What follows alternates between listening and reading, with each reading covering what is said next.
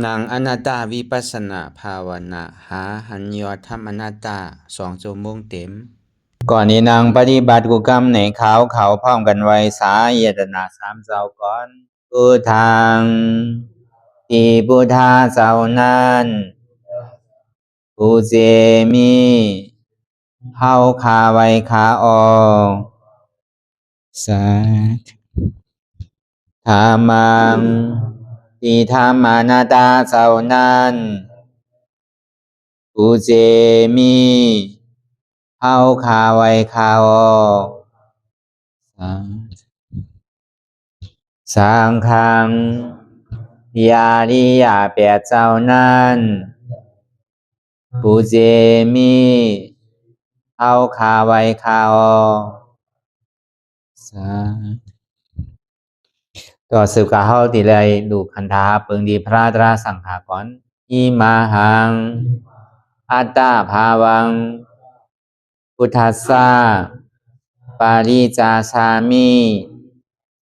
กาติอันธาพาเปิงพี่แยมในดูตันพุทธาเจ้าเฮาออกอิมาหังอัตตาภาวังธรรมัสสะปาริจาชามิกาติอันธาพาเปิงพี่แยมในดูตันธรรมะเจ้าเฮาออกอิมาหังอัตตาภาวังสังคัสสะปาริจาชามิกาติอันธาพาเปิงพี่แยมในดูตันอาริยสังขารเจ้าเฮาออกต่อสิกว่าเฮาก็อ่อนกันเนาะผู้หลวงที่ปุญญาก็ปันโตอริยเจ้ากุเจ้าก่อนอริยเจ้ากุเจ้าค่ะในยามเมื่อไหร่ก็ดีอันข้าวอ่ำหูเสเลตั้งกามลงสามเปิงไหลวนพิษไหลลาดพิษไหลเหตุพิษมาเจอนานแค่นดอปดปล่อยวางความบันขาวเขาอย่าให้เป็นอันตรายลงอันเหตุมาโผนิปานันสกันติคโนมโนกัมมังวสีกัมมังกายกัมมังแสมมุเรวนพิศลาปิตัวเอปิพิมาติอาริยะเจ้าภูเจ้าสวรรค์พ้นความไม่ถินไม่ใช่นำกองการนั้นขินนิยามในจึงข้าวก็บินเสียสมมาเขาปวุนทีวิสิตาธรรมะตังโดอาริยะเจ้าเขาภูเจ้าสวรรค์พ้นความไม่ถินไม่ใช่นำกองการนั้นขินนิยามในจึงสังวาเจ้าเขาภูเจ้าภูบายอกิเขาภูก็ภูโกนแสมมุเรวนพิศลาปิตัวเอปิพิมาติตนตัวสาวตั้งหลังนั่นในสังพยามโยนั่นในสังในก็ภูสังเป็นอันตรายเหตุมาผลนิปานเจ้าไหวใส่ให้ทัศนานสีภาวตระปันยาได้เป็นอันตรายให้จำมาผลนิพพานตอนนี้กว่าวันตามเมื่อตาเฮจงกันอาหันทุกข้าทุกข้าเป็นอนัตตาเยาเดียวอนัตตาตาเปอัตตาที่วิจิกิสาเกลียสานั่นเลยมดสิ่งเก่งหายกว่าในภาวะสัตว์ในอังแผงมันคือเลยห้าไหวผลยันห้าขามปุยนิพพานก็เย็นขันภัยสกรรมหลวยตาเนาะสาธุไล่กันนางอนัตตาวิปัสสนาภาวนาทานยอดทำอนัตตาในพอดังซื้อไหนก็เอานางขาไก่กุดขากว่าถ้าต่างขาซ้ายก็ไรอันนั้นขาซ้ายถ้าต่างขากว่าก็ไรมือสองคอนตัดปอยาไว้ตัวซื้ออีวิเคงนะมีหย่อนย่านนะปอยาไหนเอารับหูเนอเปิดวิญญาณปิญญารับตาเนอเปิดตาญาณปิญญาอยากตัวนี้มันน้อยอย่างธาตุใส่เรียนหู้นั่นอันไหนเสียอันไหนที่มันพูดบอกเกิดขึ้นเป็นมานั่นเขาหมอว่าเป็นอนัตตาไหนพอเต้าไปหันเสียไปหันทุกข้าไปปองใส่เนื้อหน้าด้านไปเกาะตัวที่ล้มถือใส่คอตั้ง Thời sẽ khao yao yao, thời dẻo yao yao, thời sẽ khaoลึกๆ thời dẻoลึกๆ khao เกิดออกตาย เข้าเป็นออกรูปปองเกิดเรียกตายไหนแว่าด้วยหลอกหลายในเฮามีญาณตั้งหันสื่อใจญาณตั้งวนสื่อใจหันสะพอดีมันนำอุปเปิงไรเอาตั้งแต่สิ่งโอต่อไปดีนั่นมีอะไรพอไหลเนี่ยดีว่าเป็นเฮามีเฮาเตียนเฮาเปิงพองอันสี่สั่งไรนั่นตั้งแต่สิ่งโอต่อไปดีปนกิ่งปนข้าวปนวันปนเดือนปนปีมาต่อถึงมาเลี้ยวแต่อำใครเท่าก็เท่าไม่อำใครเป็นก็ดีเป็นอำใครตายก็ดีตายเนี่ยอันนี้มันบอกในลองตั้งดีว่าตั้งเดี๋ยวซี่โอต่อไปทีไหนมันใจของเฮาเป็นของเฮาเตะนี่ใช่ไหมมันใจตัวเก่าเนี่ยมันเป็นอนัตตาอยู่ใส่พงใส่ผิววนหรือวนเด้อเป็นเรื่องเป็นเล่ามุนเย็นอยู่อยากเพิ่นขั้นขันใส่ซาแสมดีวนตั้งหลังปองตั้งหนังก็บริผมบนสังที่มันพงผิวเก่าอากาศเป็นนั่นก็เบอร์สังล่ะก็คือวันตั้งจอมใส่ที่มันเป็นอยู่มันวนตั้งหลังก็คือว่ามันวนตั้งหลังมันวนลองตั้งนาเนี่ยก็คือว่ามันวนลองตั้งนาเปลี่ยนมันวนสังลาลาเนี่ยก็คือว่ามันวนสังลาลาเปลี่ยนมันพงผิวกาวากาเป็นนั่นเองก็คือว่ามันพงผิวกาวากาเป็นเวกาอันพูดที่มันพูดว่ามีอยู่กุฏิกุตังด้วยการใดมันเกิดมาเนี่ยก็ผู้จอมแล้วก็อย่างปิญญาสมาธิที่นั่นน่ะเข้าหันใส่สมาสังกปะวนซ้อมที่เนี่ยเข้าหันใส่ซื่อสิดีตั้งหลังก้นมาเนี่ยมันสุดเสียงกว่าย่อมเอาบอกขึ้นไปเหมือนก้นตายอ่ะเหมือนเขาถมน้ำลายต้มลงดินเหมือนหนังเคียวต้องใส่ทางขี้ทางเยี่ยวย่อมเนี่ยเดี๋ยวปอกเก็บกินขึ้นอยู่ห้าเหมือนหนังกองนั่งโรงเรียนเขาปล่อยแปดทูบแปดแล้วเนี่ยเขาอีกขึ้นเก็บมากอย่างไว้ขึ้นอยู่ห้าเนี่ยใครเฮ็ดใครเป็นมันเป็นอะไรอยู่เนี่ยก็เขากลุ่มกระวนกว่ามีขอบมีเรียนอยู่ดีๆเนี่ยก็มันรายการตั้งขึ้นหลายๆเนี่ยอันนี้เขาบอกลองตั้งนาเดียเนี่ยไปถึงนั้นรู้ในจ่องนี้ไผ่ล่ามอะไรน่ะมีอะไรตั้งนาในดีเป็นถือมากก็เบอร์นั้นอันเท่ากับว่าลองตั้งนาดีๆกันเนี่ยอันเท่ากับว่าลองตั้งนาดีๆเนี่ยมันเหมือนหือเนี่ยมันเหมือนหนังคนนอนหลับตั้งนาเมื่อฟูมือคือมันตีเป็นหือหลับมีไผ่ล่ามได้หมดเลยก็เบอร์นั้นเนี่ยลองตั้งนานนั่นเลยก็เหมือนคนนอนหลับเอาอย่างอันมันเมียนซื้อใจเลยหันใส่อย่าเอาอย่างวนอันซื้อใจเลยวนใส่จอมมันเนี่ยอันในเดียมันพงอันที่มันวนสังละลายนั่นรู้เนี่ยเหมือนก้นหือหลับเหมือนก้นตาบอดหาอยู่ซ้ำหันหาอยู่ก็ซ้ำวนเหมือนก้นตาบอดเหมือนก้นอ้าวเดี๋ยวมันพงผิวกาวาการเปลี่ยนนั่นนู้ก็เบอร์สั่งละใจเนี่ยป้อมทิ้งซิ่งไรน่ะกำกวาดทั้งหนากำมาทั้งหลังกำบนสังกำกวาดที่ติ๊กมีขอบมีแหลนกากาวาการเป็นย้อนเบอร์สั่งละเนี่ยย้อนเบอร์ว่าใจนั่นมันใจของเขานั่นอันเตียนเขาวนกว่านี้เขาถามว่าเป็นของเขาถามว่าเขาวนถามว่าวนอยู่นั่นใจเขาที่มันเป็นอยู่นั่นถามว่ามันเป็นของเขาถามว่าเวลาสามกล่องไหนอันใดที่เขาวนนี่เขาถามว่ามันเป็นเขาวนตีเตี้ยเนี่ยมันใจก็เบอร์สามล่ะก็ว่าใส่นั่นเนี่ยก็มันใจของเขาเด็กมันเป็นอนัตตาสามมาในบางทีบางข้าวบางย่ามเนี่ยก็เปรียบม้วนเสื้อยิ้มยุ่งโกโก้บางทีบางข้าวบางย่ามเนี่ยขี่ใจมองใจเหมือนที่ใจหุบใจให้ที่ห้องให้ธรรมดาของโลกรอบด้านนั่นไหนทุกข้านี่มันพูดต่อเกิดเป็นเปลี่ยนมานั่นไหนซ้ำโอ้สุข้านี่มันพูดพูดเกิดเปลี่ยนมานั่นไหนครับโจมผู้เป็นขานี่มันบอกเกิดเปลี่ยนมานั่นสำคัญก็แม่นธรรมดาของโลกรอบด้านนั่นรู้เนี่ยทุกข้ามากคือก็ยาวโก้สุข้ามากคือก็ยาวโจมเปลี่ยนขามากคือก็ยาวข้าเพราะว่าทุกข้านั่นไหนก็对吧？你慢根能搞，你国门，苏看的那个也年中的，ก็เบิ่งอันสุขานั่นเนี่ยก็มันอยู่ทวาระไหนกรรมยามันดีกว่ายิ่งเบียขาบอกกับเพิ่นเป็นมานั่นก็อย่ามีขั้นนั่นกรรมยามันดีหายก็วันนั้นเอาลองตาไล่เลย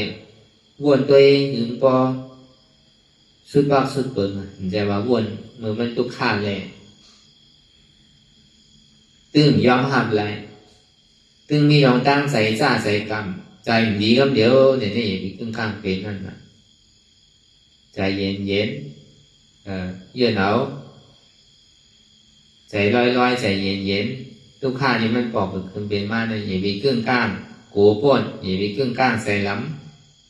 ำอันที่ห้องเสื่อมนั่นอย่าไปเครื่องก้างส้มอย่าไปเครื่องก้างโกอย่าไปเครื่องก้างใส่ล้ำลอยก้างพยายามมันดีหายแต่พอด้วยทุกข้าเราถึงสุดยอดเนี่ยเท่าดีผู้อายะสาลองตั้งเท่าเย็นทุกข้าเนี่ยมันมีการขันคือมันมีน้ำตอนพรดีก็คือมันมีลองตั้งดีที่เขาหมอจุนหมอฮัดหมอหันเลยก็คือเนี่ยอยู่หลายแหละการเดียเขาอตุตาลานั่นเขามีลองตั้งนางถึงอะไรก็คือขามทุกข้าอะไรก็คือขามเจ็บอะไรก็คือเนี่ยก็ลองตั้งใส่เขานั่นมันอ่อนมากนั้นเพราะว่ากูเท่าเนี่ยมันขามทุกข้ามขามเจ็บแต่พอทุกข้าเจ็บมาเนี่ยเป็นต่อสาวเพราะว่ามันมีต่อสาวจะรีกำน้ำเนี่ยพอทุกข้าเจ็บมาเนี่ยมันไข่ขามเพราะมันไข่ขามมันกึ่งกลางใส่ลำกำเดียวนะพอกึ่งกลางใส่ลำกำเดียวยาวเนี่ยมันดีเป็นพรหายกล้วยกาอาเปียมันหนาหมูเสด้าเนี่ยก็มันหายไวว่ะทุกข้าต่อสาวน่ะอาเปียเต้นน้ำด้วยการมันหายไวว่ะ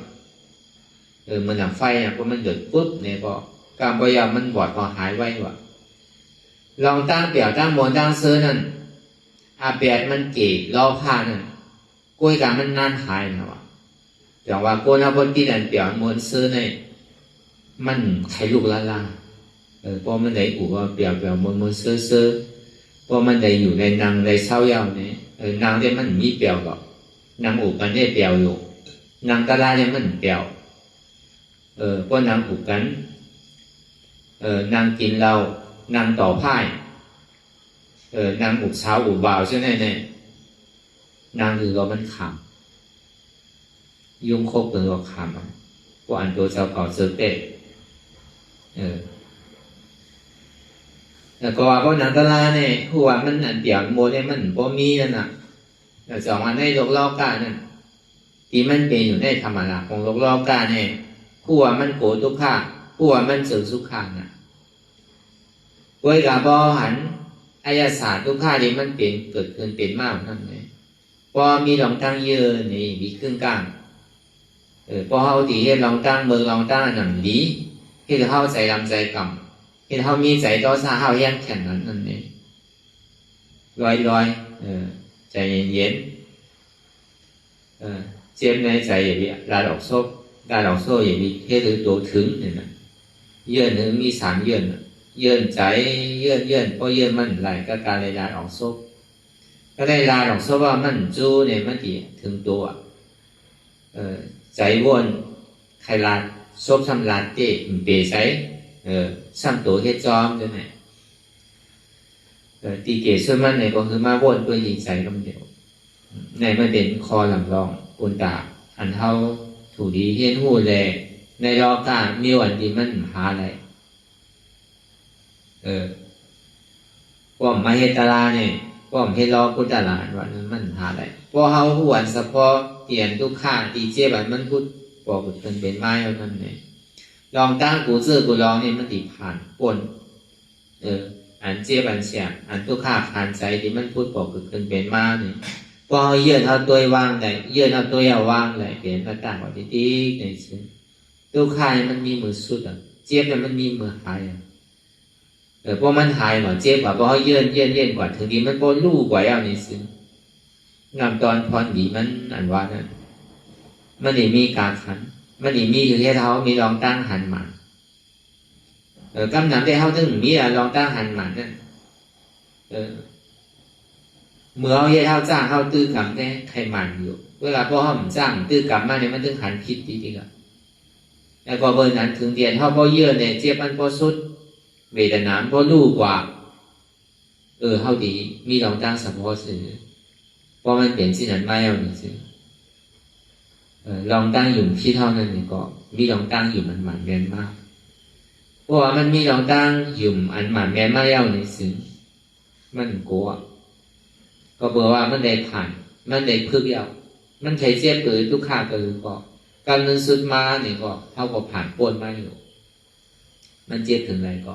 ในการขันมันเนี่ยการเดียวเขามีลองตั้งเย็นเจ็บเย็นทุกขาเนี่ยการขันมันเนี่ยนำเย็นเลยแต่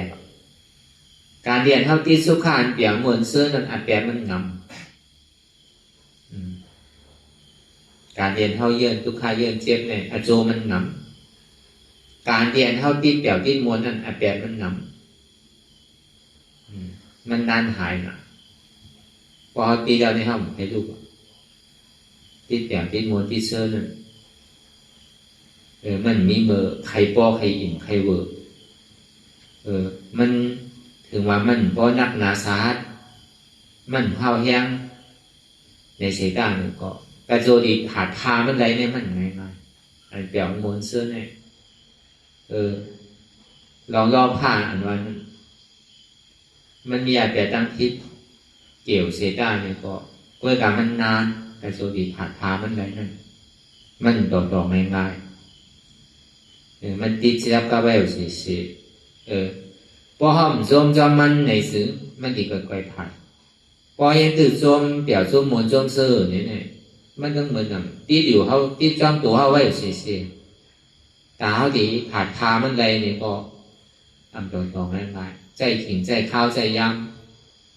ำยอมพายอมสายยอมปนยอมปออยู่ปอมันน่ะเวลาทุกข้าเนี่ยพอถึงเดียนเขาก็เยื่อในเลยถึงดีเจี๊ยบเดียมันก็หายกว่าทุกข้ามันก็หายกว่าเวทนาก็รู้กว่าเนี่ยสิแต่ละแหล่งใจได้เอาไว้อีกครั้งหนึ่งก่อนถึงดีเจี๊ยบมันก็นางต่อถึงเจี๊ยบก็หายนางต่อถึงทุกข้ามันก็หายกว่าแต่กูเบื่อเข้าหยุ่มยามว่าเพราะนางกว่าที่ในสิ่งเนี่ยมันเจี๊ยบขึ้นที่โน่นได้มันติหายซื้อนางถึงก็เจี๊ยบถึงมันจะว่านางคือในมันติหายมันใจรู้เนี่ยก็เบื่อเข้าไปนางถึงทีถึงตั้งเจอแต่มันยังตึกข้างนางสองก็ยังตึกเจี๊ยบขึ้น3ตึกเจี๊ยบขึ้น4ตึกเจี๊ยบขึ้น5ขึ้นที่นั่นน่ะในการเดินเข้าสู่นิพพานอันภาพเลขนั่นที่พอเจ้าบุตรที่ให้ไว้มีอยู่นั่นแต่โตคนที่นั่นมันเช้าก็เลยทำยินอยู่เพราะใครกว่านิพพานที่ในโตที่นั่นนั่นน่ะปักเปิงอ่ะใช่ว่าเขามาเฮ็ดอนัตตาวิปัสสนาเลยมาถุนให้เราห้างกล้วยใช่มีในปักดีๆโอ้ที่เขาแต่ไม่มีอยู่นั่นแต่ไม่เอาเนี่ยเข้าไปอ่านเข้าใจในทำประจำพาดไว้ในข่อยในเมียมทำเอาเก็บไว้ในอยู่ทูดในเข้าบริเวณของมันมีสากเสียเหมือนกันตามเรื่องเขานี่ปั่นอ่านแก็บอ่านกวาไม่ขั้นดึกเลยเรื่องทางอินมากเนี่ยมันดีมากพอละเขาหมดเดียวเขาปิดไว้ถ่ายใต้ตามเรื่องเขาสู่นี่ปั่นอ่านแก็บมันอ่านง่ายเพราะมันหนาเนี่ยครับก้นเพราะมันเข้าใจล่าๆเนี่ยมันอ่านยากก็แจกกว่าในตาพอดีให้อ่านปากก็มีหนึ่งก็กับมือเดียวเนี่ยตาที่อ่านได้มันก็มีทางอินข้อที่หอดถึงมากป้าปีตั้งเรื่องเขาสู่นี่ปั่นป้อมพาเห็น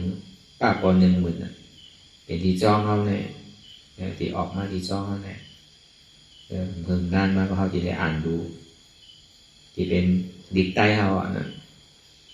เนี่ยมันมีไว้สากเสมันมีไว้นะก็วันนั้นเนี่ยอันช่อเนี่ยมันตึงอะไรอ่ะมันตึงที่ใดโตที่ก็กวนเขาเนี่ยมัน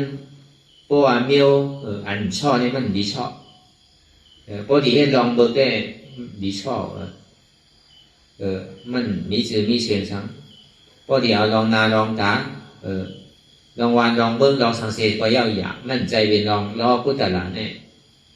อันช่อมาเนี่ยมันปกแคบ มันถึงได้ชอบกล้วยการพลาดเนี่ยอ่ำดูชอบอ่ำดูยอมอ่ะคืนดีๆกันน่ะก็ใครโทษใครยากกว่ามันจะดียากมันนาสีนานวันนาเดินนาปีนาจาดนาตึงโทษตึงยากมันอันวันนั้นแล้วก็วันนั้นเนี่ยลองตั้งคนเราในหลบรอบการเนี่ยกำน้ำเนี่ยมันปิดเปียกปิดมนปิดเซอร์มันใครโทษใครยากอันทุกข์ทานใจเนี่ยมันหนังตาลายเจ็บก้นคืนหนูเนี่ยก็ใครเฮ็ดก็ใครจ้างตื้อกรรมจองนางความตาลายกล้ามก็เดือดใจขึ้นต่อขึ้นมากก้นกำน้ำเนี่ยเป็นชื่อนั้นนะมันเอาจอมทุงจอมพิงจอมทุงมันเป็นพวกมือปานพุทธาพระราเป็นเจ้าเนี่ยพวกเป็นคนพุทธศาสนาเด้เนี่ยตัวดีอ่อนกันเฮ็ดตะล่าวสมัยที่หันทุกข้าสมัยสังกัปปะวนมาทุกข้าเปลี่ยนนะจ๊ะมันนังตะลาเนี่ยมันนังหาสังหลักหาทุกข้าเช่เจ้าทำมีหันทุกข้าเช่เจ้าทำใจรู้ว่าทุกข้าเนี่ยเปลี่ยนนะจ๊ะเนี่ยว่าเพราะมันเจ็บตัวเจ็บอย่างมาตั้งตัวตั้งใจเอาฉะนั้นก็ใจเขาอนัตตามูปนเลยอนัตตาไปโทษไปญาติเด้อปนเขาว่าวันศีลวันธรรมของวันเฮ็ดสิ่งนั้นดีๆอันนั้นน่ะ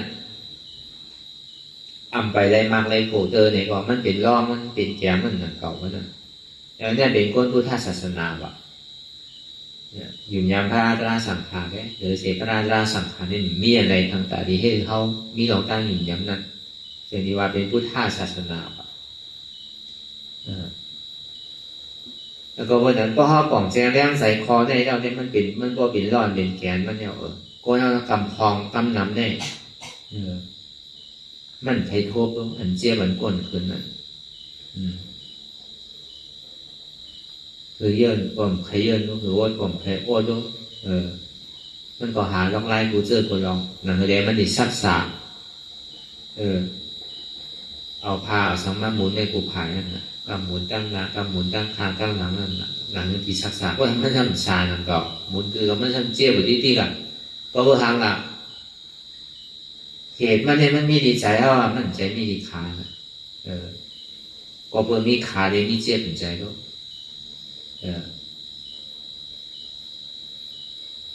ก็มีเกิดก็มีตายก็มีตายก็มีเกิดก็มีเจี๊ยบก็มีก็มีก็มีเจี๊ยบก็มันตายก็มันเกิดก็มันเกิดก็ดีมันตายก็มันมีก็มีเจี๊ยบก็มันมีเจี๊ยบก็มันมีก็เพื่อมีงาก็มีน้ำมันก็เพื่อมีน้ำมันเนี่ยก็มีงานั่นก็เอางาออกก็เนี่ยก็มีน้ำมันก็เอาน้ำมันออกก็เอางาก็มีก็เอาเกาออกก็เจี๊ยบมีก็เจี๊ยบมีเนี่ยก็เกาก็มีเกาอันไว้ในเป็นสังเป็นเหตุทางเราจอมทุกข้าห้องเกาเดี๋ยวห้องสมุทัยเสียจะอัตตังเงือเนี่ยเป็นไผเป็นเกา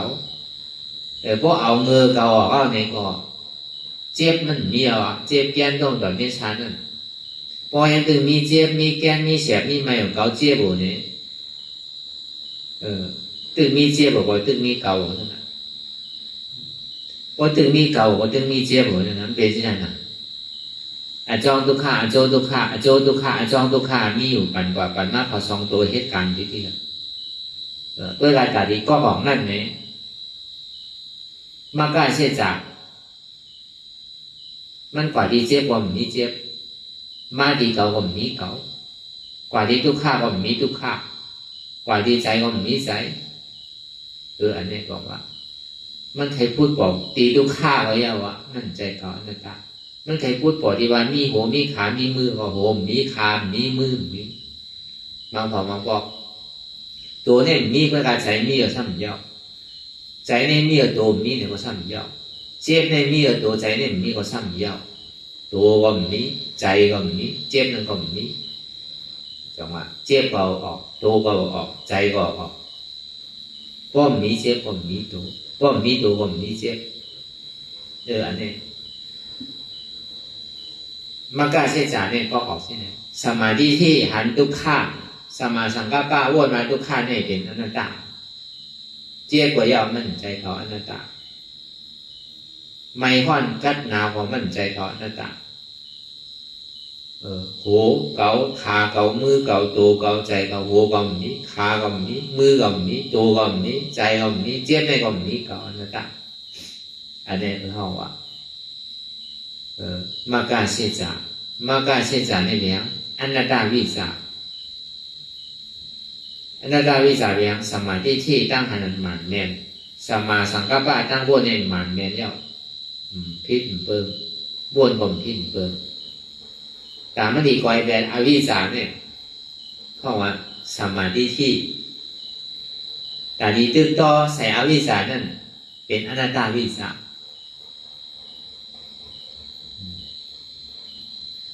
แต่ดีตึกต่อใส่ตัณหานั่นเป็นสมาสังกัปปะ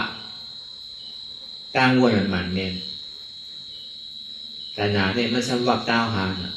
หนึ่งในพื้นในต้มในค่ายในยาในเปิดตามื่นตาในมองขิงมองข้าวมองยามในว้วนนั่นในว้วนนั่นในเลยคะแนนนั่นในคะแนนนาเลยอันนี้มันเป็นตัณหาให้ทางสามปองความอยากใครเป็นใครมีสุดเติมเย่าเสียงสมาสังกัปปะว่าดึงพื้นต้มค่ายลายเปิดตามื่นตามองขิงมองข้าวมองยามเป็นหนึ่งก็เย่าการให้การตลาดเนี่ยเป็นคอนหนำรองเพื่อนตายก็เติมมันอ่ะสิริจุนเอารู้ข้าวดัง2 ชั่วโมงเนี่ยที่ก็เติมมันล่ะมันใครสั่งซื้อก็ห้อมจอมใส่มันเนี่ยก็จังให้ถือมันมีลองลายผู้ซื้อผู้ลองแต่มันดีสอส่วนเขาป้อนหนึ่งหรือเขาป้อนต้มหรือเขาป้อนไข่เนี่ยเพื่ออะไรพี่ยอมมันก็ยาวอ่ะมันยอมภาพว่าใจมันอยู่เสียด้านเนี่ยก็ลองลายเด่นห้องนั่งนะเขาอยู่ที่พื้นก็ยาวมันจะให้ถือก็ห้อมพื้นหนึ่งต้มมันก็มันดีไม่อยู่อะไรไม่ยับควันไปพาห้อมใจพอห้อมพื้นหนึ่งต้มเนี่ยก็มันถึงใจให้ถือห้องนั่นก็ดีเต้ตัวเขาหยอกตัวเขาใจเขาโกใจเขาสั่งโกเพื่อเขาสั่งโกผีเขาขึ้นสักเดี๋ยวคือละเอาเพื่อเอาผีเขาออกก็กูก็มันมีเขาลองไล่แต่ที่เอาเพื่อเอาผีเขาออกนั่นนี่ก็เขาจะได้ว่าเพื่อเอาผีเอาเนี่ยเป็นหูเก๋าเป็นขาเก๋าเป็นมือเก๋าเป็นตัวเก๋าเป็นแอวเก๋าเป็นต้องเก๋าเป็นโคนเก๋าเป็นไซเก๋าเป็นเจ็บเก๋าแน่เป็นเพื่อเป็นผีเขาเอาออกให้เป็นนี่แหละใจหูเก๋าใจขาเก๋าใจมือเก๋าใจตัวเก๋าใจแอวเก๋าใจต้องเก๋าใจโคนเก๋าใจเก๋าเจ็บในก่อนใจเก๋าอนัตตาเนี่ยลายแต่ที่เอาเพื่อเอาเขตออกนั้นมีลายในเนี่ยมีลายนะเงี้ยเช่นไหนก่อนที่แกอันเนี้ยคุณจะว่าเป็นวิปัสสนาคุณจะว่าเป็นลองตั้งหันมานแน่นคุณจะว่าเป็นลองตั้งวนมานแน่นมีไผ่เทียงอะไรที่มีไผ่ที่มาทัดเทียงฮัดว่ามันมันแน่นมีไผ่มากั้นก้อนไปเดือดเสียตัวเขาใจเขากั้นก้อนเขาขึ้นแก่อันเท่าถูกมันหยอกมาปียาวเข้าถึงเนี่ยในศาสนาเนี่ยหยอกเข้ามาของกูพระวาจาปันแดดเข้ามาของกูพระวาจาปันเขาบอกถ้ามันอยู่มันจริงอันพระราเนี่ยถ้ามันอยู่พระปองมาในตั้งน้ำมันนำเลยเสเมฆหินเมฆทรายน้ำมหาสมุทรตลาดอันปองไม่ได้ว่าเอานี่ปั่นก็นั่นใจเกๆนะน้ำมหาสมุทรตลาดนั่นเขาก็ป้อมในทั่วไปยาเขาป้อมในกวาดน้ำพราเนี่ยก็เบอร์สั่งก็เบอร์ว่ามันแดนเขามันดีปันเขาเต็มปันมันดีให้เขาว่าเมื่อหูหลุมเงาปึ้งแดงมันวางตีเขาสักษาตีเขาตอนเลี้ยวก้อนคอตีคือเขาถังหักเขาคาเลยthay đổi sáng anh long chèo long mưa long sớm đấy ai dùng cầm mà cùng đấy thì bắnมันปันเต้พอมันปันเนี่ยมันจะเมาขึ้นอ่ะถูกมีมันอ่ะอันเท่าเปียกเขาม้วนนั่นมันใจอะไรมากหลายๆหลอกๆแล้ว เท่ากับมวลกับที่กับทราบกับกับมันนั่นเมื่อมันปั่นเท่านั้นมันก็จวนเท่าที่กันเท่าด้านงูตัวนู้นสั่งถูกมาในช่างการมันเปรียบในภาวะจาปั่นในเกจานนามาในห้องที่ได้คำตั้งทุกข้าอยากฝึกขานใส่เนี่ยอันตัวเจ้าก็ได้เฮ็ดไว้เนี่ยมีภัยการในคำตามเขาที่ห้องหาปอหาเมเขาเนี่ยที่ห้องหาปีหานอกเขาเนี่ยที่ห้องหาภัยอ่ะก็เมื่อข้าย่ำนั่นมามีตัวเจ้าเก่าไว้ไหนเฮ็ดไว้เนี่ยตัวเจ้าก็เลยคำมีใครมาจับด้วยรู้พอที่ว่าตึกมันเนี่ยก็อันเมื่อเฮ็ดเนี่ยเมื่อก็เปี่ยวเมื่อห้างเมื่อไงรู้สองเป็นมัดเปี่ยวเสมอก็ไม่ใช่เมื่อเปี่ยวก็เมื่อที่ได้ขามกว่าเมื่อจำในเขาเมื่อที่ได้ยากกว่าใครดีกว่าขามต่างเมื่อไรของว่าเมื่อเป็นก้นเอาไม่รู้ของว่าเมื่อเป็นก้นจำเมื่อก่อนที่ได้ขามนั่นนะ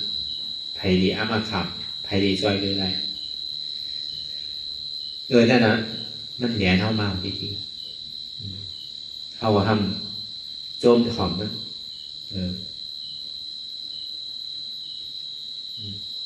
ป้อมเอาคำสอนของพุทธาภาเป็นเจ้าเนี่ยวนทัดด้วยดีวนทัดด้วยดีพอการเท่าดีปอกใจแรงใส่เนี่ยหันหน้าหันตัวมันมานั่นเนี่ยการเรียนเท่าเยื่นเจ็บการเรียนเท่าเยื่นทุกขาการเรียนเท่านั้นตลาดเนี่ยจอมใจเขาต่อถึงมันก็สุดเมื่อไรเมื่อนั้นสุดกว่าเข้าบ่ผ่านพ้นกว่าจอมใจตัวใจเจ้าเก่าเปลี่ยนใครให้เป็นนั้นแล้วพอเป็นนั้นจึงในกาขันมันดีกว่าโตมากาขันอันเท่าที่เราตั้งยืนมันดีเป็นนำตอนพรตีต่างวันต่างเมื่อมาก็ว่าเขาเกิดมาในรูปรอการนี่อันที่เขามีปีมีน้องมีลูกมีหลานมีใจเกาะมีปอมีแหน่มีเดียนมึกเกยไว้นั่นก็เบอร์สั่งในนี้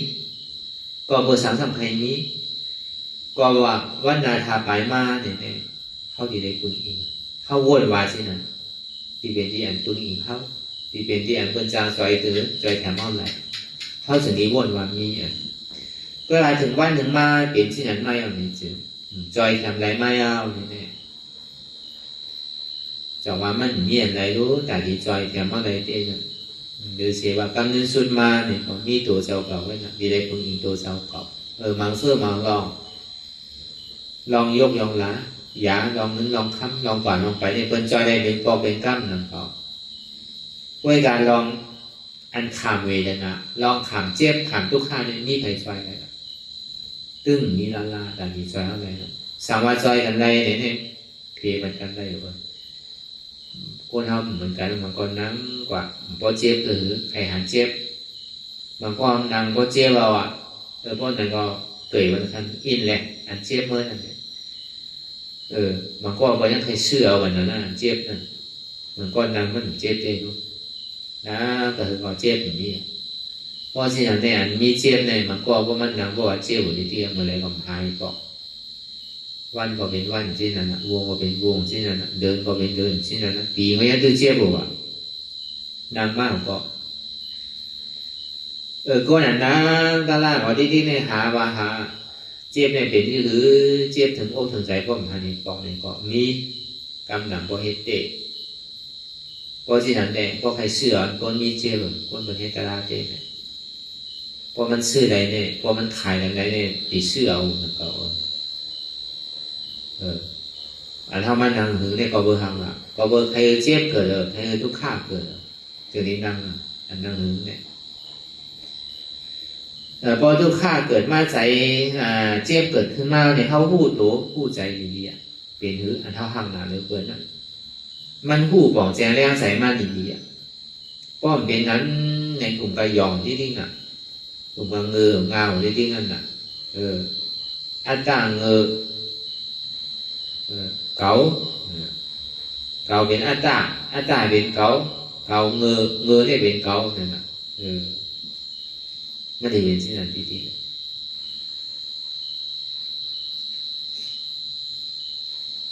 พอ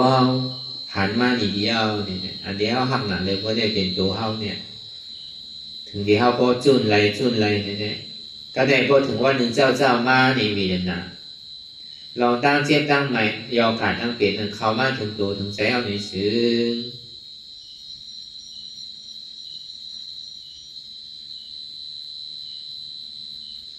มันดีบ้วนมันดียอมหันไหลการดีกว่าหาสาวุธสามารถ10 ปอกกว่า1 ปอก2 ปอกต่อถึงก็หาก่อนมอหายมาเนี่ยกำลังสุดมาดีเลยคุณตั้งล่างเนี่ยเห็นหรือพอเปลี่ยนว่าสิดีมันใจเขาก็เลยพึ่งมาเนี่ยกำลังสุดมาเนี่ยสร้างถูกเพราะให้ท่านทานเลยเข้าใกล้เขาล่าดีๆเนี่ยถึงดี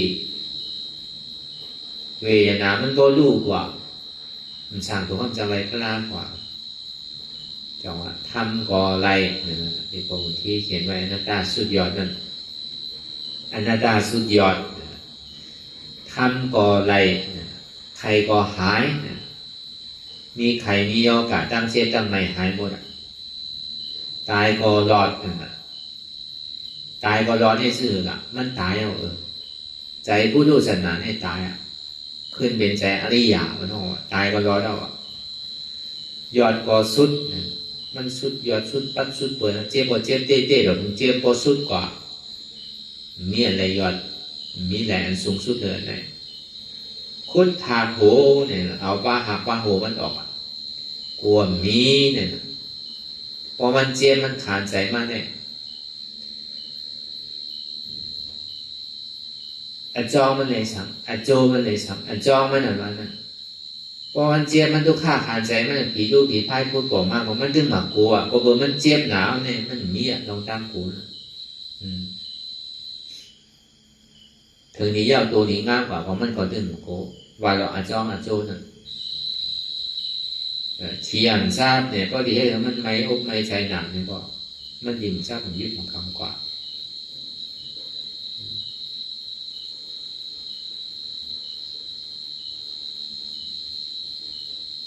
ลาบอำนูขั้วหอมร้อนนี่ปั่นยานใช้แรงแต่มันดีพูดบอกคือเปลี่ยนว่าที่นั่นนะดีมสั่งถูกในก็ย่อขาเขาพอหายซ้อมสั่งถูกว่าตายเอาซ้ำขึ้นเกิดใหม่ก็เร็วแต่ว่าตายเอาสนุกกับเกิดขึ้นในต้องใช่ตายโซเดียนเมื่อก่อนกำเดียวเหมือนข้างนั้นเนี่ยใจผู้ดูศาสนาตายพูดขาดกว่าเย้าเนี่ยก็ใจอริยะเกิดขึ้นมากเพราะเป็นอันเย้าเนี่ยเป็นสีภูมิวันเป็นปิ๊กแปดกว่าไร่เดียวอันนี้มันเป็นความน้ำลองเต้ๆตีเกี่ยสูดมันนั่นแต่ที่ปิ๊กเอาเป็นสีภูมินะเพราะว่าตีเกี่ยสูดมันเอาว่าใจว่าที่สูงสุดเติบเพราะเอาคนพุทธศาสนาวะเพราะเอาพระเป็นเจ้าวาดเต้เพราะกาปานพระเป็นเจ้าห้าวาดเต้ตีเกี่ยสูดมันเนาะหรือปิ๊กเอาเป็นสีภูมิอะไรวะที่สูงสุดมันถึงว่าถึงนี่ป่านที่กันเย็นว่าถึงว่าถึงที่เป็นอาราธาโภนั่นนะกาปานข้าเป็นเศร้า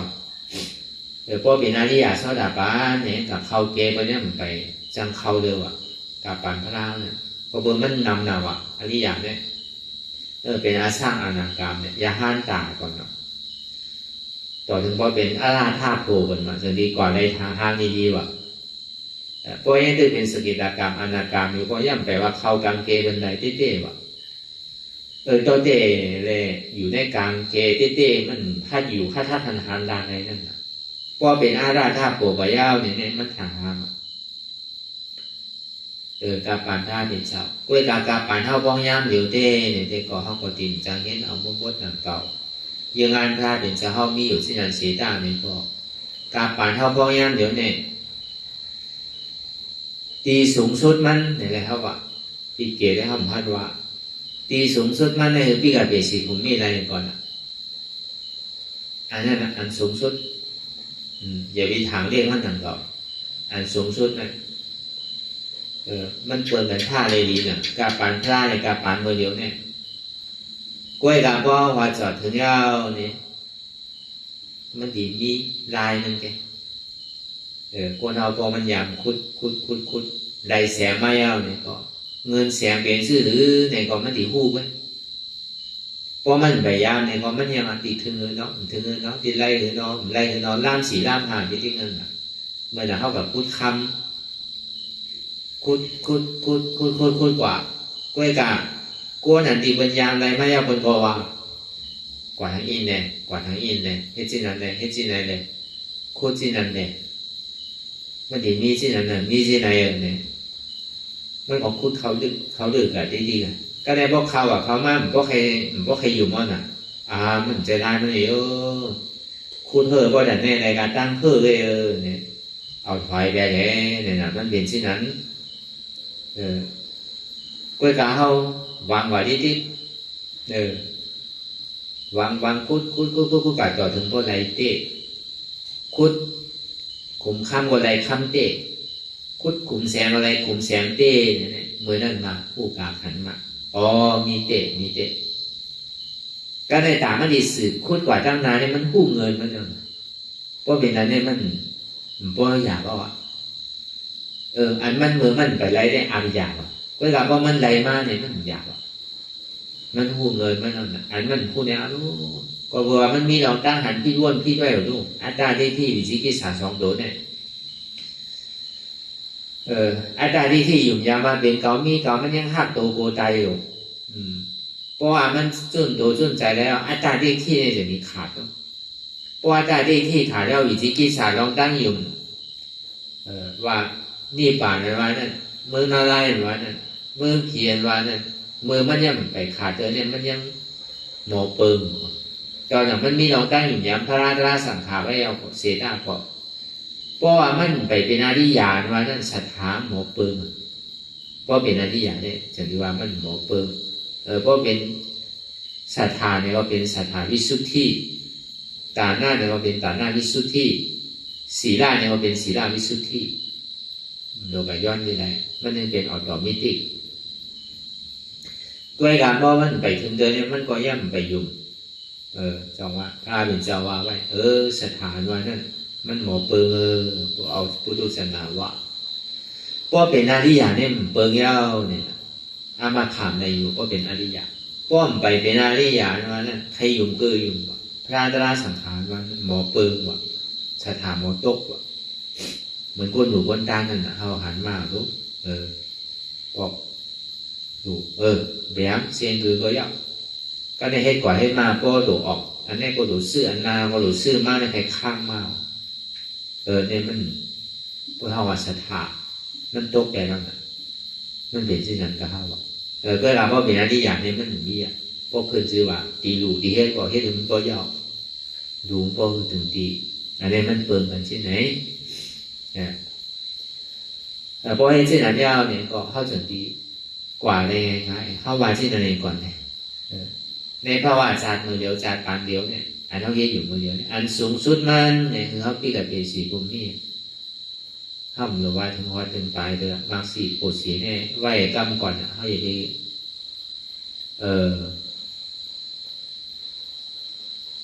ไข่เจียวป้นกับเขาอย่างนี้ไข่ทางใหญ่เพราะทางใหญ่ป้นดีกว่าอะไรนะทางเรียกตัวเจ้าเก่าก็ช่างดีนั่นเก่า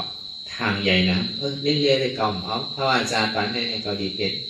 ก็ดิ่งเกินตายนั่นก็ได้มีอย่างไรอยู่ดีเนี่ยว่าเดิมอันหลังรองมันได้เนี่ยก็เข้าถึงที่กับเด็กสีผมมีเนี่ยอันนั้นมันเป็นอันสูงสุดในภาวะอาจารย์เนี่ยเพราะมันถอดกว่าได้ก็มันก่อมเปียงนั่นได้ก็ตัวไปตัวมันถึงหาลอกลายมันกว่าอะไรได้เพราะมันไปพอเจอได้ก็ไหวว่ามันเป็นอันสูงสุดก่อนเนี่ยอันต่ำสุดโลกสังเกตเป็นคือหลังใครลาโยอันต่ำสุดเนี่ยสิเดียวเหตุการณ์ตะลาวเนี่ยเข้าหนูวนอันต่ำสุดเนี่ยมันสูงเลยเสียโซดาปฏิมาโซดาปฏิโภก็มันมีเรารู้เขาสังเกตมองว่าอันต่ำสุดมันได้เข้าหมู่ใครลาสิเดีเกิดมาเพราะอาจารย์ปันเนี่ยเขายังว่าดีเอาอันต่ำสุดอยู่ก็เขาว่าดีซุ่มเนี่ยเขาหรือไหวว่าก็ดีเอาอันสูงสุดในภาวะอาจารย์เนี่ยก่อนสูงสุดๆเนี่ยไม่ใช่นะสูงสุดแกสูงสุดเนี่ยไม่ได้มีทางหนึ่งก็อันนั้นเขาไปว่าแต่แทนเขากับนั่งเขาเนี่ยเพราะว่ามือเดียวได้เขาว่าอันสูงสุดเนี่ยก่อนป้อมใจในเขาดีถามเรียกไปแต่ตลาดเนี่ยทางเรียกซื้อ ที่เกิดขึ้นมาในเกาหลีที่อย่างเดชภูมิมันที่สูงสุดมาในเกาหลีเป็นอาราธาภูอันนี้มาหน้าใครเข้าแห้งเลยก็จะไล่ทางไล่ให้ทำเหมือนกันไล่ย้อนในไล่ให้ทำมันเหมือนกัน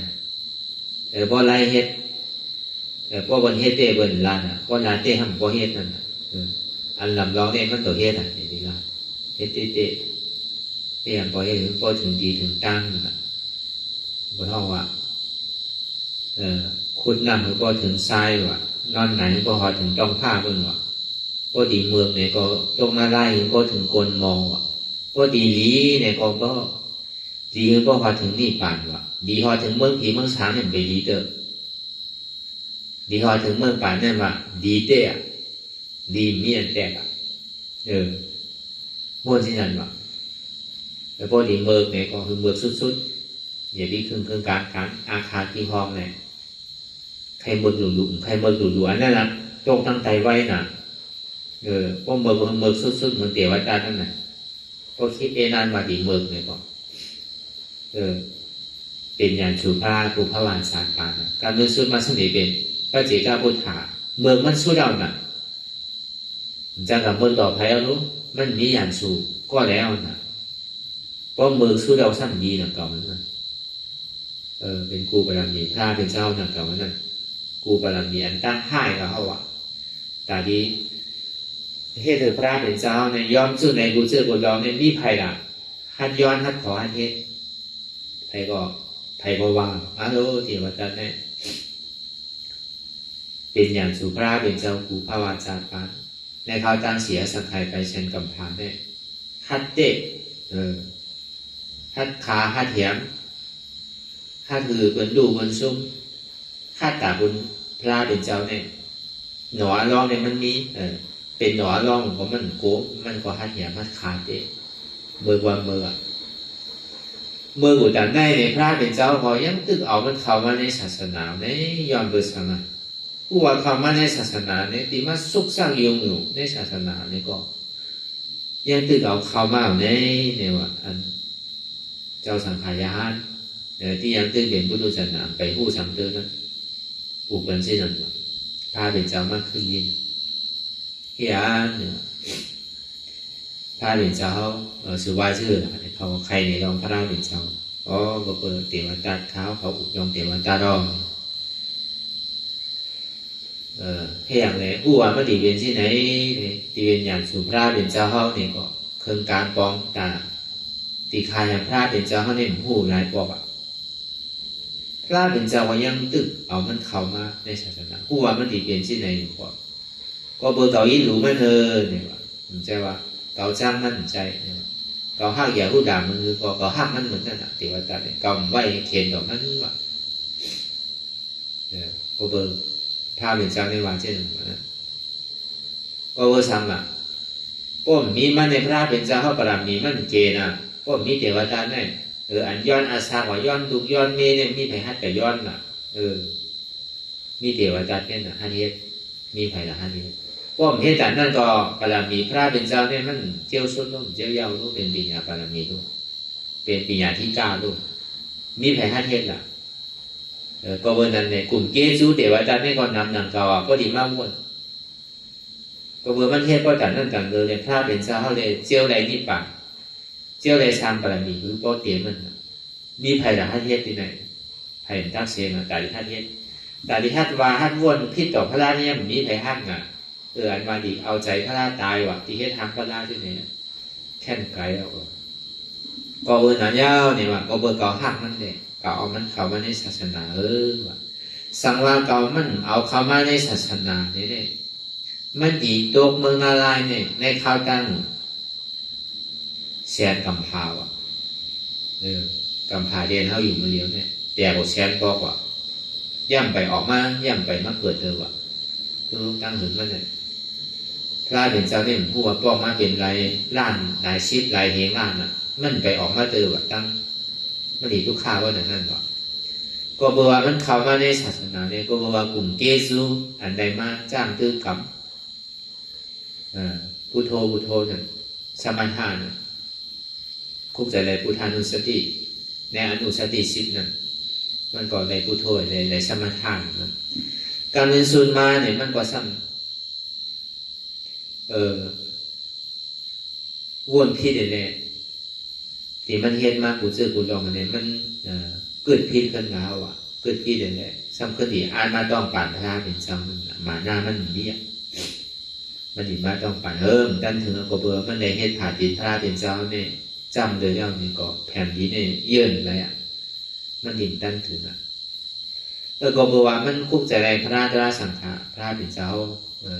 แหละก็ในกลุ่มเกศส่วนกู้ส่วนดีมันได้เฮ็ดไว้นั่นโกนเท่านั้นน่ะพอเฮ็ดมือเฮ็ดทางพอยอมผ้าไว้พอเหมือนอย่างโกนตกขอกตกคุกนั่นน่ะผู้ว่าตัวเจ้าเก่าที่เดียวก็ซ้ำยอมผ้าไงทีนี้เป็นผู้มามันเฮ็ดพิษมันยอมผ้าเนี่ยอาจแบบมันยินนำทีนี้มันยอมผ้ามาเนี่ยก็บุญดียอมลงนั่นน่ะพอเฮ็ดดีก็เหมือนโกนกันอยู่ในท้องในขอกพอเขาขวาเขาก็เฮ็ดโกนดี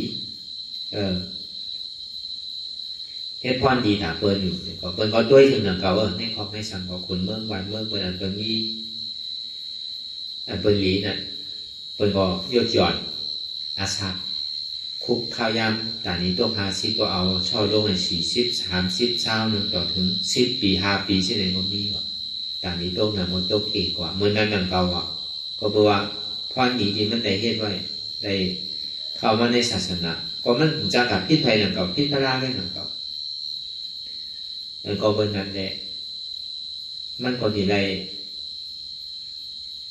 ตกในพระราเป็นเจ้าในศาสนาพุทธาพระราเป็นเจ้าก็จะมาสุดกว่าเย้าเนี่ย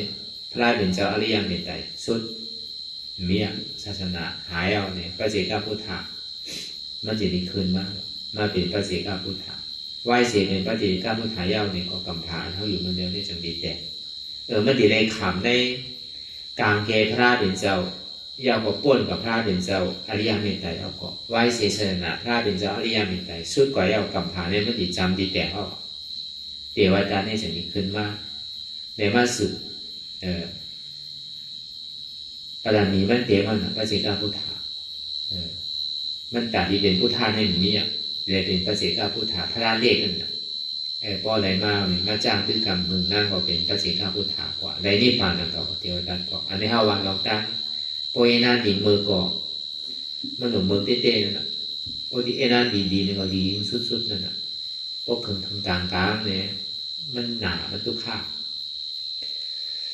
แล้วก็นะเวการกระลาเนี่ยก็ปัจจุบันเดียนทั้งเวจ้างตื้อกรรมนั่นเนี่ยก็ยังไงนั่นสูงสุดเท่าเนี่ยก็ปีกับเบสิผมมีก่อนนี่กว่ามันก็ยำผืนสังทำมีหันนางรัตตางานช้างงานทุกข้าทำใส่ผู้ทุกข้านี่มันเกิดขึ้นเมื่อเดียวเนี่ยผู้เปิงไรอนัตตาทำมีหันเจ็บทำใส่ผู้เจ็บเป็นอนัตตาทำมีหันเจ็บแก้มต้องตอนนี้สานไว้คงแต่งในการหว่านแข็งสู้ถุงจับยาจึงหยอดเป็นดูทำใจผู้อันเจ็บแก้มต้องตอนนี้สานไว้ในเป็นอนัตตาทำมีหันว่าใจหูเก่าใจขาเก่าใจมือเก่าใจโถเก่าใจเก่าใจเจ็บเก่าทำใจผู้ว่ามันเป็นอนัตตาในของเขาวนยาวเขายามหรืออย่าที่ว่าใครป่นอย่าที่ว่าเทิงป่นเตียนเท่าหันเตียนเท่าวนเตียนเท่าวนหันกันถึงเพ่งกันวนดอกถึงเจี๊ยบมันปอสุดวนดอกถึงทุกข้าปอสุดการดอกถึงหน้าตาปอตกพุทธขาดกว่าอันใดที่มันพุทธบอกเกิดขึ้นเป็นมานั่นคือเขาหมอว่าเป็นอนัตตาไหนนั่น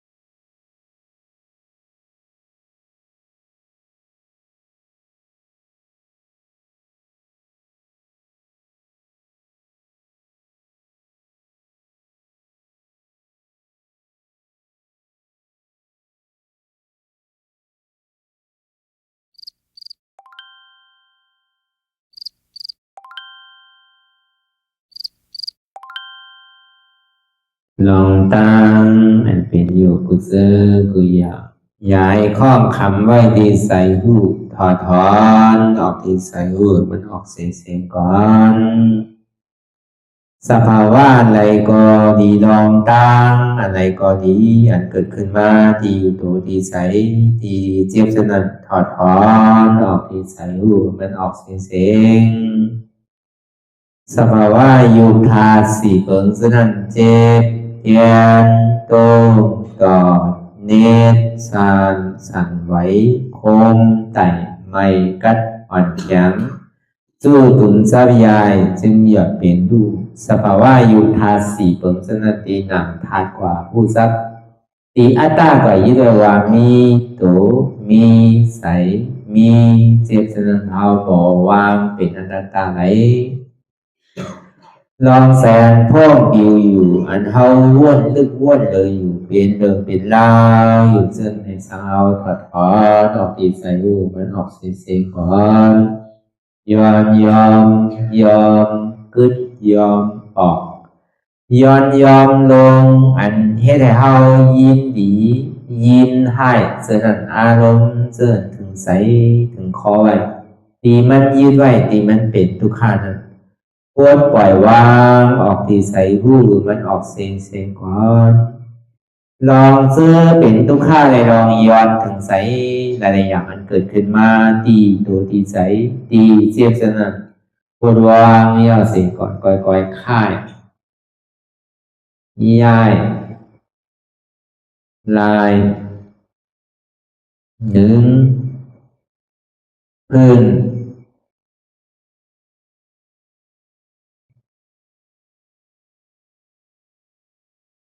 พยายามไหนก่อยเปิดตามึนตาลอยได้เป็นการปฏิบัติธรรมโคตรอายธรรมอันเกิดขึ้นที่โตที่ใสที่เจ็บอันนั้นโคนหาเหตุหาเงาพระจองทุกขันนั้นต่อสื่อการในเฮาที่ได้ส่งเมตตาถึงวิเนยสัตวะตั้งหมดตั้งสิ่งก่อนอิดาเมปุญญังอาสวะคายังนิบานังวาหอตุมาปุญญาภากังสเปสัตตาสมาลาพันตุอีตังเมปุญญังอันเฮาคาไลมาตือกรรมปฏิบัติวิปัสสนาภาวนา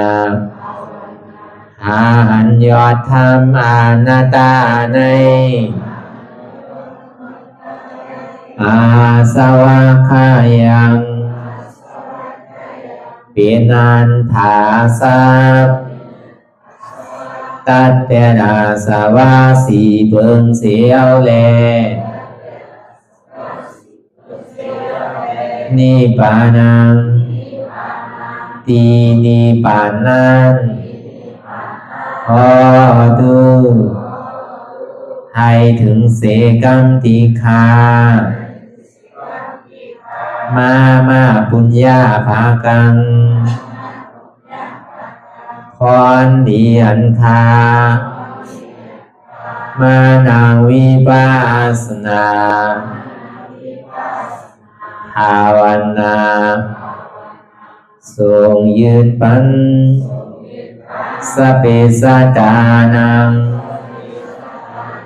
เอวปอเมสลาญาติกาดึงเคเจอเคได้ก็แลจากว่าสัตวาทั้งสิ่งทั้งดวงนั้นสมาลาพันตุอะไรพรดีนำกันตั้งเฮาคา ตังสิงสกรรมติคาโนสาธุสาธุสาธุ ต่อสิกว่าเขาอ่อนกันนับหัวลวงที่ปุญญาโกปันโตอริยเปเจ้ากูเจ้าก่อนอริยเจ้ากูเจ้าข้าในยามเมื่อไหร่ก็ดีอันข้าวอ่ำหูเสเลตั้งกามลงสามเปิงไหลวนพิษไหลลาดพิษไหลเหตุพิษมาเจอนานแค้นดอปดปล่อยวางความบันขาวเขาอย่าให้เป็นอันตรายลงอันเหตุตามาโผนิปานันสกันติคโนมโนกัมมังวสีกัมมังกายกัมมังแสมมุเรวนพิศลาปิตัวเอพิมาติอาริยะเจ้าภูเจ้าสวรรค์พ้นความเมตินเมสายนำกองการนั่งขินนิยามในจึงข้าวก็บินเสียสมาเขาปวุนทีวิสิตาธรรมะตังโดอาริยะเจ้าเขาภูเจ้าสวรรค์พ้นความเมตินเมสายนำกองการนั่งขินนิยามในจึงสังวาเจ้าเขาภูเจ้าภูบายกิเขาภูก็ภูคนแสมมุเรวนพิศลาปิตัวเอพิมาติตนตัวสาวตั้งหลังนั่นในสังพยามโยนั่นในสังในกอภูสังเป็นอันตรายเหตุมรรคผลนิพพานเจ้าไหวใส่ให้ทัศนานสีภาวตระปันยาได้เป็นอันตรายให้จำมาผลนิพพานตอนนี้กว่าวันตามเมื่อตาเฮอจงกันหาหันทุกข้าทุกข้าเป็นอนัตตาเยาเดียวอนัตตาตาเปอัตตาติวิจิกิจสักเรียสารนั่นเลยมดสิ่งเก่งหายกว่าในภาวะสัตว์ในอังแผงมันคือเลยห้าไหวผลยันห้าขามปุยนิพพานก็เย็นขันภัยสกรรมรวยตาเนาะสาธุสาธุ